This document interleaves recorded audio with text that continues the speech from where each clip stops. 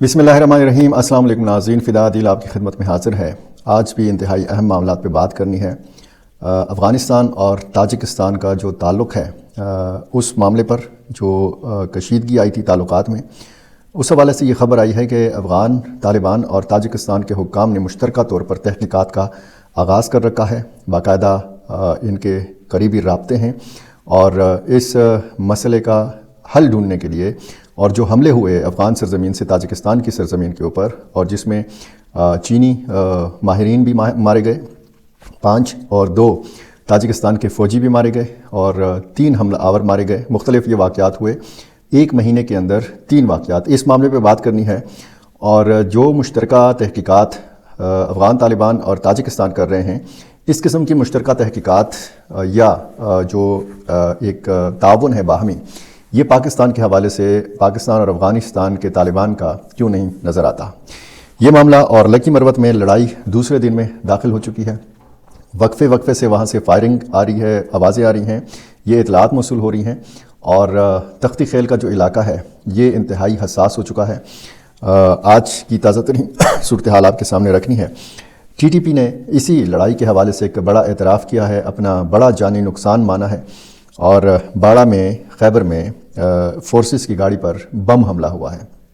इसका जो जानी नुकसान है वो भी मैंने आपके सामने रखने हैं। सबसे पहले ताज़ा तरीन यही जो बाड़ा खैबर में IED ब्लास्ट हुआ है सिक्योरिटी फोर्सेस की कानवाई पर, ये मैं आपको इसकी तफसील बताऊं। ये शलोबर सैयद करीम चेक पोस्ट के करीब ये फोर्सेस की गाड़ी को जो है मिलिटेंट्स ने IED डिवाइस के ज़रिए उड़ाने की कोशिश की और इसमें मकामी पुलिस ने ये बताया है कि 5 सिक्योरिटी अहलकार जो हैं इसमें ज़ख्मी हुए हैं और 2 आम शहरी इसमें ज़ख्मी हुए हैं। टोटल 7 अफराद इसमें ज़ख्मी हुए हैं और मिलिटेंट्स के बारे में बताया गया है कि ये यहाँ से फ़रार होने में कामयाब हो गए हैं। टांक में एक ड्रोन हमला हुआ है और इसमें फ्रंटियर कांस्टेबलरी की एक पोस्ट को निशाना बनाया गया है और इस हमले के नतीजे में एक FC एहलकार शहीद हुआ है और मुतअद्दिद अफराद इसमें ज़ख्मी हुए हैं। हवालदार आसिफ खान ये बताया गया है इस शहीद का नाम, जो इस हमले में जिसने जाम शहादत नोश किया। सिपाही हाशिम दराज, सिपाही औरंगज़ेब, सिपाही इम्तियाज़ और सूबेदार ज़रगुल इस वाक़े में ज़ख्मी हुए हैं। फौरी तौर पर इनको अस्पताल पहुँचाया गया है। ये टांक जो है ये भी खैबर पख्तूनख्वा का जनूबी ज़िला है। बनू जानी खेल में फोर्सेस की एक कार्रवाई में मुबैना तौर पर 3 मिलिटेंट्स जो हैं ये मारे गए हैं और इनकी शनाख्त बिलाल औरंगज़ई, अहमद डोमेलवाल और हाफिज़ हमज़ा के नाम से ये बताया गया है सिक्योरिटी फोर्सेस के ज़राए की जानिब से। और बलूचिस्तान में एक वाक़या पंजगोर में हुआ है। पंजगोर में सिक्योरिटी फोर्सेस की कार्रवाई में 2 कमांडर समेत 4 मिलिटेंट्स जो हैं ये मारे गए हैं। इंतहाई ये मतलूब थे। इनमें कमांडर अब्दुल मुत्तलिब और कमांडर सलीम उर्फ राकटी ये भी मारे जाने वालों में शामिल हैं।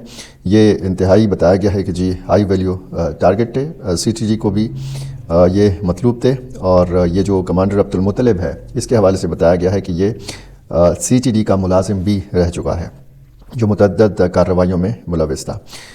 अच्छा, ये लकी मरवत में जो हो रहा है, मैंने अफ़गानिस्तान और ताजिकिस्तान के मामले पर भी बात करनी है, लेकिन वाक़यात चूँकि मुसलसल हो रहे हैं खैबर पख्तूनख्वा के अंदर और सिक्योरिटी मामलात के हवाले से हम रोज़ाना की बुनियाद पर बात करते हैं। कल भी मैंने इसकी तफसील आपके सामने रखी थी कि किस तरीके से आम लोगों ने मुकाबला किया मिलिटेंट्स का कल, और उसमें फिर 6 जो मिलिटेंट्स हैं ये मारे गए थे। अब ज़ाहिर है कि इनकी तादाद तो बताई जाती है लेकिन फिर पता नहीं चलता कि ये कौन लोग हैं और कहाँ से इनका बुनियादी ताल्लुक़ है। आज वो पता चल गया है। इनमें एक बड़ा कमांडर जो है ये मारा गया है और उस हमले, कल जो हुआ था हमला यानी जो झड़प हुई थी, उसमें 18-19 अफराद जो हैं ये ज़ख्मी भी हो गए थे। पुलिस एहलकार भी उसमें ज़ख्मी हो गए थे। ड्रोन हमले भी हुए थे उसमें 2, और ये 26 दिसंबर जुम्मे के दिन ये कार्रवाई हुई थी, ये झड़प हुई थी। और आज 27 दिसंबर है, हफ्ते का दिन है, आपको पता है। और इसमें बताया गया है कि ये जो लड़ाई है ये दूसरे दिन में दाखिल हो गई है। जो झड़प जब होती है तो फिर वहाँ पे उस इलाके में जंगल होते हैं या फिर झाड़ियाँ होती हैं, उसमें फिर ये तलाश करते हैं लाशों को या ज़ख्मियों को। तो आज लोगों ने जो मारे जाने वाले मिलिटेंट्स थे یا ان کی تلاش میں عام لوگ جو تھے یہ نکلے تھے، ان کی تلاش کر رہے تھے، لاشوں کو ڈھونڈ رہے تھے. دوسری طرف لاشیں لے جانے کے لیے بھی ملیٹنٹس آئے تھے، اور بتایا گیا ہے کہ یہ موٹر سائیکل پر سوار آئے تھے. 25 یا 30 ان کی تعداد بتائی گئی ہے. اور پھر جب اتنی بڑی تعداد میں ملیٹنٹس کو دیکھا مقامی لوگوں نے، تختی خیل کے لوگوں نے، تو ایک بار پھر انہوں نے ہتھیار اٹھا لیے اور ایک بار پھر جھڑپ کا سلسلہ شروع ہوا. ابھی تک وقفے سے فائرنگ کا سلسلہ جو ہے یہ جاری ہے اس علاقے میں، لیکن یہ ابھی تک کنفرم نہیں ہے کہ اس میں مزید کتنا جانی نقصان خدا نخواستہ ہوا ہے. اب ظاہر ہے کہ عام لوگ، جیسے کل کے واقعے میں خواتین اور بچے بھی زخمی ہوئے تھے. کل کے واقعے میں 2 شہادتیں بھی ہوئی تھی. ایک عام شہری اس میں شہید ہوا تھا اور ایک پولیس اہلکار بعد میں زخموں کی تاب نہ لا کر اس میں شہید ہو گیا تھا. تو ظاہر ہے کہ ایک بڑا جانی نقصان عام لوگوں کا اور فورسز کا بھی ہوا ہے. تختی خیل کے علاقے میں مقامی جو امن لشکر ہے اور ملیٹنٹس، ان کے مابین اب بتایا گیا ہے کہ دوبارہ سے یہ سلسلہ چل رہا ہے. ٹی ٹی پی نے ایک بیان جاری کیا ہے اور تحریک طالبان پاکستان نے یہ تسلیم کیا ہے، یہ اعتراف کیا ہے کہ اس کارروائی میں جو تختی خیل لکی مروت کے اندر ہوئی، اس کے ایک کمانڈر نصرت اللہ وزیر اس میں مارے گئے ہیں، جس کو مولوی زرار وزیرستان کے نام سے بھی یہ مشہور تھے. عطا محمد اس کے والد کا نام بتایا گیا. ہندی خیل جانی خیل بنو سے اس کا بنیادی تعلق بتایا گیا ہے، اور بتایا گیا ہے کہ یہی بنو ریجن کے اندر، بنو لکی مروت وزیرستان، اس ایریا کے لیے یہ کافی آپریشنل اثر و رسوخ رکھتا تھا، اور اس کا شمار اس سارے ریجن کے لیے ایک سرکردہ کمانڈروں میں ہوتا تھا. یہ جس کا نام کمانڈر نصرت اللہ وزیر بتایا گیا ہے، اس کے بارے میں یہ بھی بتایا گیا ہے کہ یہ سال 2025 اور 26 کے لیے دعوت و ارشاد، یعنی جو تبلیغ اور ابلاغ کا شعبہ ہے ٹی ٹی پی کا، اس کا سربراہ بھی اس کو مقرر کیا گیا تھا 2025 کے لیے بھی اور اگلے سال 2026 کے لیے بھی. تو یہاں سے اس کمانڈر کی اہمیت کا آپ اندازہ لگا سکتے ہیں کہ یہ کس لیول کا کمانڈر تھا.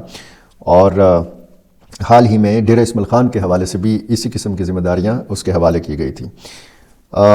یہ منصوبہ بندی کرتا تھا حملوں کی، اور یہ خاصا مشہور تھا اپنے حلقوں میں، اور اس کے سر کی قیمت حکومت نے مقرر کی تھی 25 لاکھ روپے، اور یہ 28 یا 30 سنگین مقدمات میں حکومت کو، فورسز کو یہ مطلوب تھا. یہ تختی خیل آپریشن جو ہے اس کے حوالے سے بھی میں آپ کو کل یہ بتا چکا ہوں کہ شروعات ہوئی تھی عام لوگوں اور ملیٹنٹس کے مابین فائرنگ سے، اور اس کے بعد پھر پولیس آئی. پولیس نے پھر جو ہے لوگوں کے ساتھ مل کر مقابلہ کیا، اور اس میں یہ جو مشترکہ کارروائی ہوتی ہے، جب امن کمیٹی کے لوگ بھی شامل ہو جاتے ہیں، پولیس کی اور سی ٹی ڈی اور پھر مزید سیکورٹی فورسز کی خدمات بھی لی جاتی ہیں، تو پھر ظاہر ہے کہ ملیٹنٹس جو ہیں یا تو مارے جاتے ہیں اور پھر یا وہاں سے نکل جاتے ہیں، بھاگ جاتے ہیں. اب اس علاقے میں جو ڈرون حملوں کا اضافہ ہے، یہ خاصی تشویشناک بات ہے. ڈرون ٹیکنالوجی ہاتھ آ چکی ہے ملیٹنٹس کے، اور یہ مسلسل جو ہے ڈرونز کا استعمال، کوڈ کاپٹرز کا استعمال، اور اس میں جو ہے ظاہر ہے کہ عام شہریوں کا نقصان ہو رہا ہے. اور جب یہ سلسلہ ہم دیکھتے ہیں پورے اس ریجن میں، تو ظاہر ہے کہ عام لوگ بھی ایک غیر یقینی کی ایسی صورتحال سے دوچار ہیں. ان کی رات کیسے گزرتی ہوگی، ان کا دن کیسے گزرتا ہوگا، یہ میں اور آپ بڑے شہروں میں بیٹھ کر پرسکون کمروں حالوں میں، اور جو ہے صورتحال ہمارے بڑے شہروں کی، یہاں پہ ہمیں یہ جو زندگی کی ریل پیل ہے، اس میں نہیں پتہ چلتا کہ ان علاقوں کے لوگوں پر کیا گزرتی ہے. میں اور آپ اندازہ نہیں لگا سکتے ان لوگوں کا دن کیسے گزرتا ہے. ان لوگوں کے گھروں کے جو مرد ہیں، یہ جب باہر نکلتے ہیں تو خواتین پہ کیا گزرتی ہے. کوئی بندہ اپنے گھر واپس آئے گا نہیں آئے گا، کوئی اندازہ نہیں لگایا جا سکتا اس ساری صورتحال میں. کیونکہ باہر آپ نکلتے ہیں تو چھوٹے چھوٹے جو بازار ہیں ان علاقوں میں، تو وہاں پر بھی بتایا جاتا ہے کہ ان ملیٹنٹس کی موجودگی ہوتی ہے. اور پھر رات کے اندھیرے میں آپ سفر نہیں کر سکتے. ایسے میں آپ اندازہ لگا سکتے ہیں کہ جب کسی کو کوئی ہیلتھ ایمرجنسی کسی کی آ جائے، گھر میں کوئی بیمار ہو، اس کو فوری طور پر اسپتال پہنچانا ہو، تو یہ بھی سرا مشکل ہو جاتا ہے. سڑک پہ سفر نہیں کر سکتے، سڑک پہ آپ کو کوئی پولیس نہیں نظر آتی، کوئی فورسز آپ کو نہیں نظر آتی، کوئی محافظ آپ کو نہیں نظر آتا. یہ واقعات ہو چکے ہیں بنو میران شاہ روڈ کے اوپر، جب ایک میت کو لے جایا جا رہا تھا اسلام آباد سے براستہ بنو شمالی وزیرستان. تو ایمبولینس ایک گاڑی تھی، اس میں اس میت کو رکھا گیا تھا، اور ظاہر ہے کہ پھر باقی بھی رشتہ دار ہوتے ہیں. جب ایک بندہ ادھر رہ رہا ہو اسلام آباد یا راولپنڈی میں اور اس خاندان میں میت ہو جائے تو خاندان کے باقی افراد باقی گاڑیوں میں سوار ہوتے ہیں. تو 3 4 5 گاڑیوں کا ایک قافلہ تھا, ایمبولینس بھی تھی. تو ملیٹنٹس نے اس کو سرکاری شاید سمجھا تھا قافلہ, تو اس پر فائرنگ کر دی تھی. جو شخص فوت ہوا تھا اس کا پھر 4 یا 6 سالہ بیٹا بھی اس میں شہید ہو گیا تھا اس فائرنگ میں. تو ایسے واقعات جب ہوں تو پھر آپ اندازہ لگا سکتے ہیں کہ سڑک پر وہاں پہ سفر کرنا کتنا خطرناک جو ہے یہ سمجھا جاتا ہے. اب جو صورتحال ہے لکی مروت کی, یہ ٹانگ کی, بنو کی, وزیرستان کی, تو آپ کہہ سکتے ہیں کہ یہ پورا علاقہ جل رہا ہے, یہ آگ کی لپیٹ میں ہے. اور یہ آپ یہ بھی اندازہ اس بات سے لگا سکتے ہیں کہ یہ وہ حساس علاقے ہیں کہ جہاں سے اس قسم کی تنظیموں کا باقاعدہ آغاز ہوا تھا. جنوبی وزیرستان آپ دیکھیں, TTP تحریک طالبان پاکستان, اور پھر اس میں پھر آپ شمالی وزیرستان دیکھیں جہاں پہ حافظ گل بہادر گروپ کی بنیاد پڑی. پھر انہی علاقوں میں اور پھر ان علاقوں سے آگے جب آپ افغانستان کے علاقوں کو دیکھتے ہیں تو پھر وہاں پہ حقانی نیٹ ورک کا جو اثر رسوخ ہے وہ شروع ہو جاتا ہے. تو یہ بتایا گیا, ہمیں ٹویٹ دیکھ رہا تھا افتخار فردوس صاحب کی, منجے ہوئے صحافی انہی معاملات پہ نظر رکھتے ہیں. تو وہ لکھتے ہیں اپنے ایکس کے اوپر کہ خیبر پختونخوا کا جنوبی علاقہ جو ترقی کے لحاظ سے سب سے کم اور غربت کے انڈیکس میں سب سے زیادہ ہے, اس سال پاکستان میں تشدد کے 67% واقعات میں حصہ ڈالا ہے. یعنی 67% واقعات جو ہیں صرف اس ریجن میں ہوئے ہیں, یہ جو جنوبی علاقہ ہے, جو جنوبی اضلاع ہیں خیبر پختونخوا کے. تو اگر یہاں پہ غربت بھی ہے اور یہاں پہ ترقی بھی نہیں ہے, اور پھر یہ بھی انہوں نے لکھا کہ ایک منصوبہ بندی کی گئی اس علاقے کو ذرا اٹھانے کے لیے, یہاں پہ ترقی لانے کے لیے. اسی صوبے کے گورنر کو وہاں سے مقرر کیا گیا, ایک وزیر اعلیٰ ادھر سے مقرر ہوئے علی امین گنڈاپور. فیصل کریم کنڈی آپ کو پتہ ہے کہ وہ کبھی کبھار پشاور کے دورے پہ آتے ہیں, زیادہ تر وہ لاہور, کراچی, اسلام آباد ہوتے ہیں. اور جب وہ یہاں پہ پشاور بھی آتے ہیں تو ٹک ٹاک اور ان کی کوشش ہوتی ہے کہ 4-5 چینلز کے جو میڈیا نمائندگان ہیں ان کو بلائیں, کیونکہ یہ ساری ان کی کل کائنات رہ گئی ہے. ان کو سارا میڈیا صرف اسلام آباد کا اور لاہور کا اور کراچی کا نظر آتا ہے. تو جو توقعات تھیں گورنر سے یا اس وقت کے وزیر اعلیٰ سے وہ تو پوری نہیں ہوئیں. اس وقت آپ سہیل آفریدی صاحب کو دیکھیں تو انہوں نے اس دن خیبر کا دورہ کیا, وہاں پہ انہوں نے باتیں بھی کی, جو آپریشن کی تیاری ہے تیرا میں اس حوالے سے بھی بات کی, اس آپریشن کو مسترد بھی کیا, اور یہ بھی کہا کہ انہوں نے اجازت نہیں دی اس آپریشن کی. اب وہ لاہور کے دورے پر ہیں, اور جس طریقے سے صحافی نما مخلوق کو ان کے اوپر چھوڑ دیا گیا تھا, جس طریقے سے ان پہ سوالات کی بچھاڑ کی گئی, غیر ضروری سوالات اور بالکل غیر صحافیانہ سوالات, اور پھر جب مینا خان آفریدی سے سوال جواب ہوا تو بالکل گندا سوال اور غلیظ جواب. تو یہ سلسلہ ظاہر ہے کہ اگر گندا سوال نہ ہو, ڈیسنٹ سوال ہو اور صحافیانہ سوال ہو, تو پھر وہ جو غلیظ جواب, گندا جواب ہوتا ہے, اس پر پھر تنقید کی جا سکتی ہے. بہرحال یہ لاہور کا دورہ سہیل آفریدی کا, اور پھر اس میں مریم نواز کی وہاں پہ حکومت, وہاں کی حکومت کی کارکردگی, بار بار صحافیوں سے ایک ہی قسم کا سوال جو ہے وہ سنا جا رہا ہے کہ جی لاہور آپ کو کیسا لگا. تو بہرحال یہ صورتحال جو ہے یہ ہم دیکھ رہے ہیں کہ بہت پسماندہ بھی رکھا گیا ہے خیبر پختونخوا کے قبائلی علاقوں کو. ماضی میں آپ دیکھیں اور صورتحال جب آپ دیکھتے ہیں تو پھر اس کا لانگ ٹرم کوئی حل بھی نظر آتا. آخر میں تھوڑی مختصر بات کروں گا, ویڈیو لمبی ہو جائے گی. جب ایک ڈرون حملہ ہوا افغانستان کی سرزمین سے تاجکستان کے اوپر, تو پھر فوری طور پر افغانستان کا رد عمل آیا, افغان طالبان کا رد عمل آیا, اور اس واقعے پہ تشویش ظاہر کی گئی. ڈرون حملہ اور اس میں 3 چینی شہریوں کی ہلاکت, پھر دوسرا حملہ افغان سرزمین سے, پھر 2 چینی انجینئرز کی ہلاکت. پھر کچھ دن پہلے 3 کہتے ہیں حملہ آوروں نے داخل ہونے کی کوشش کی تاجکستان میں, افغان سرزمین سے جھڑپ ہوئی, 2 تاجکستان کے فوجی اس میں مارے گئے, تینوں حملہ آوروں کو مارا گیا.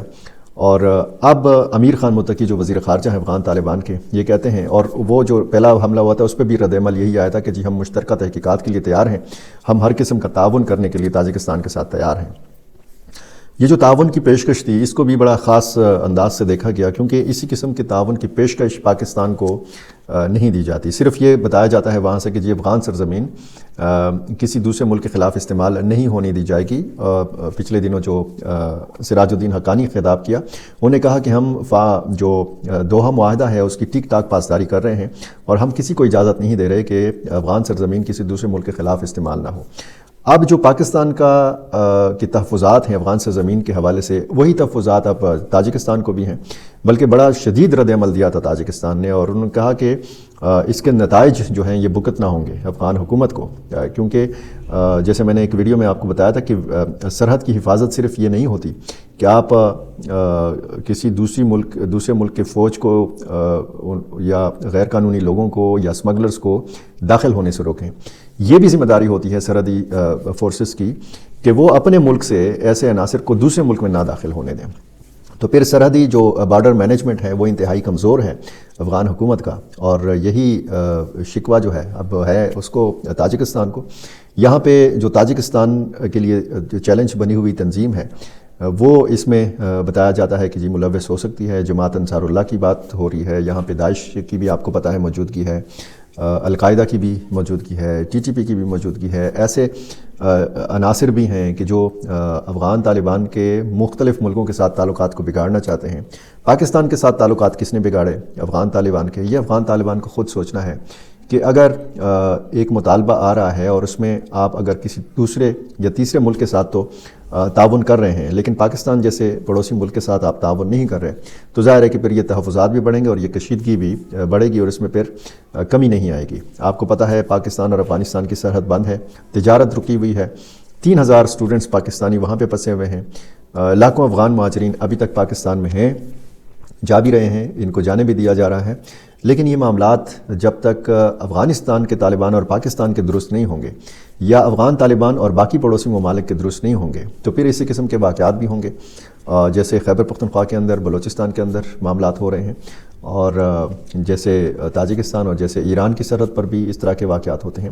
تو بہرحال دیکھتے ہیں یہ مختلف ممالک کی جو قیادت ہے یہ کیا سوچ رہی ہے اور کیا ان کے ذہنوں میں منصوبے ہیں۔ بہرحال اللہ کرے کہ اس خطے میں امن آئے، پاکستان اور افغانستان میں اور اس پورے ریجن میں امن آئے۔ پاکستان کے جو پڑوس میں ظاہر ہے کہ افغانستان ہے، افغانستان کے اس طرف پڑوس میں پاکستان ہے، دونوں ایک دوسرے کے ساتھ جڑے ہوئے ہیں، اور جب تک دونوں ملکوں کے تعلقات بحال نہیں ہو جاتے اور مختلف معاملات کا ادراک نہیں کیا جاتا، ایک ویژن کے تحت نہیں دیکھا جا گیا معاملات کو، تو پھر ظاہر ہے کہ بہت سارے معاملات جو ہیں ہاتھ سے اسی طرح نکلتے رہیں گے۔ میرا چینل آپ نے ابھی تک سبسکرائب نہیں کیا، یہ کر لیجئے، اور مجھے اپنی رائے سے ضرور نوازا کیجئے۔ بہت شکریہ۔